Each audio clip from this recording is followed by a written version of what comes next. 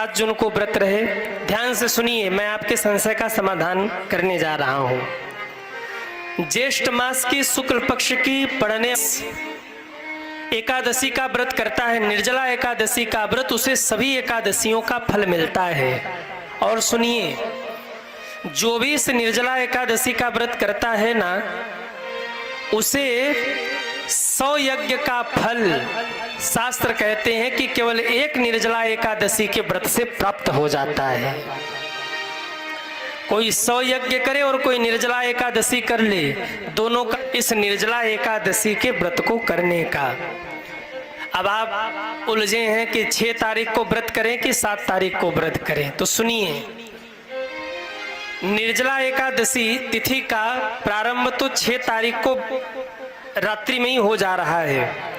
यानी भोर की बेला में एकादशी का प्रारंभ 6 जून को 2:15 पर 2:15 AM पे शुरू हो जा रहा है 6 तारीख को, जो कि 7 तारीख को सुबह में 4:47 तक रहने वाला है। तो इसलिए जो एकादशी है वो 6 तारीख को पूरे दिन भर है, 7 तारीख को पूरे रात है, और 4:47 पर एकादशी तिथि समाप्त हो रही। इसके बाद द्वादशी।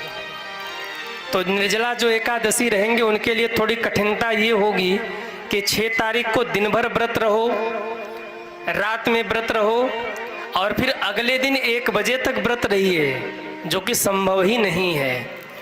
तो संतों ने कहा, अब ध्यान दीजिएगा, तिथि तो 6 को है, लेकिन एकादशी तिथि का मान्य 2 तरीके से करना है, और वैष्णवों को 7 तारीख को करना है, ऐसा नहीं है।